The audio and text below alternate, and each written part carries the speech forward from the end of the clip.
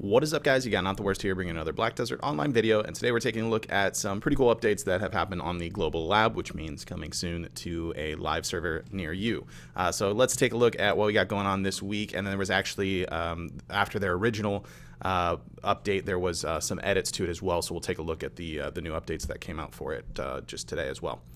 So first up, we have Guardian Succession already making an appearance in the game. So we just got the Awakening released, and looks like Succession is coming next after Lawn, which is pretty darn interesting. So yeah, we'll have to see how that plays out. I can already tell you on the next page from what they updated today, they've flat out increased the Guardian Succession skills attack speed by 10%, just flat across the board, as well as making a lot of the skills more fluid between each other, because as you can imagine, the Battle Axe and Pre-Awakening build for Guardian is actually pretty clunky, especially when you compare it to the Awakening setup in general. So it looks like they wanted to try and compete with that, as they continue to say, with Succession and Awakening. Aside from that, we've got an update to Gaifanrasia Temple, and they do have a developer's note on it. Kind of skim through, because of course we've got Google Translate kind of broken English here, but Gaifanrasia was Black Desert's first 5-player cooperative hunting ground. It was required combat power 240 AP. It's now been updated to have 270 AP rating for it there. The monsters are more powerful, there are more of them, and they also respawn much quicker than they used to. The design is to enjoy party hunting without the need for experienced party members in the polls and that sort of thing for it. So kind of a revamp update for it in general there. So that's pretty cool to see. Aside from, we're going to come back to that in a minute, because they talk about it again later, further down. Aside from that, we've got some changes to Mystic in general. So you can see the damage adjustments that they've made. Is it looks like they've pretty much made more hits kind of across the board. You can see the individual skills here. Of course, translation again is a thing. So adding some hits to the tail end of a lot of the skills, and then in some cases they actually have more hits more hits and then less damage. So like 833 here with 632 times 3 on some of them. But overall, it looks like a hit damage buff, or more hits with smaller amounts of damage in some cases coming to Mystic. So we'll see how that goes when it comes out to the live server. A couple of fluidity changes with Guardian. Flame of Destruction inflicted with the Q button has been fixed, so the damage is applied properly. And then again, some more changes where it just becomes a little bit more fluid. Added the ability to trade tier 4 trade items for ocean coins. What they're saying is they're getting ready to have a whole entire new thing for ocean coins and bartering, and make it more in-depth, just the coin trading itself. And then they note that they're going to take it into consideration very carefully before they implement it, to try and not make anything too broken, but we'll see.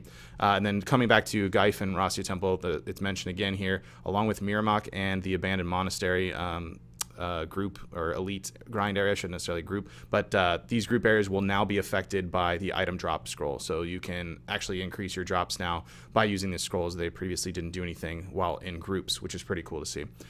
They've also got double chance for these drops from looks like some sea monster hunting there, so if that's your thing, check that out as well. On the update that was today, we already talked about the Guardian updates, and then we've also got some changes they made to Lawn Succession as well, which is not quite gone live just yet, still on the lab servers. Looks like some heavy PvP damage increase, 36%. I'm not sure if this is supposed to be a specific skill that didn't translate properly, or just across the board for it. And then on some skills, we have like damage of whatever that skill's supposed to be, increased by 21%.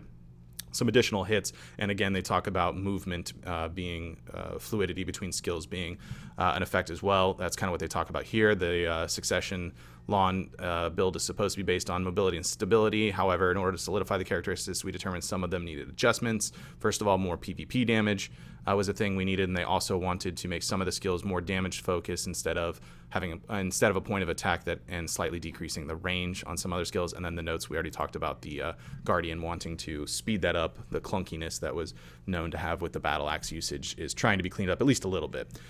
So we'll see how that goes. I haven't tried these out. I did play some Lawn Succession a little bit a few weeks ago on the Global Lab server. The translation for it was a little bit tricky for me to figure out what skills I wanted to be using. So we'll see how this plays out. I think I'll just wait for it to come to live servers before I jump back on it. I've been playing a lot of Guardian lately. I might jump over and try out Guardian Succession a little bit, although I'm kind of curious how that plays out, because at least in my experience, Awakening is just far better than Pre-Awakening has been, but you never know how these succession builds work. Anyways, that's it for the updates we got. Let me know what you guys think in the comments, things you're looking forward to. Is your class already had succession released? How do you feel about Guardian getting succession so very, very quickly, coming to it from the time the character was released, and then Awakening just released to our NAEU servers a few weeks ago, so that's kind of crazy. What do you guys think about that? But yeah, be sure to like the video if you did enjoy it. If you are new to the channel, be sure to subscribe so you get notifications when new videos do go live. And if you want to catch me playing live, you can head on over to the Twitch page. There's a link in the description below. Drop a follow over there so you'll get notifications for that as well. With that said, that is going to be it for this one. Want to thank everybody for watching, and I will see you next time.